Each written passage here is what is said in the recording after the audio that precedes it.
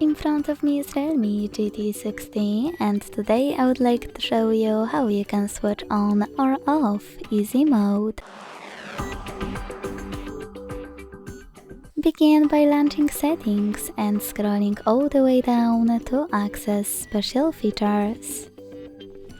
Then scroll down again and click on simple mode. Lastly, tap on Enter Simple Mode to activate it and wait.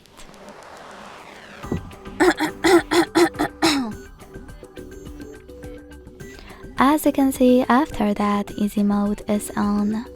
To switch it off, tap on Settings, scroll all the way down and select Exit Simple Mode button. Then confirm your choice in the pop-up. Thanks so much for watching. If you enjoyed this video, leave a like, comment and subscribe. Bye!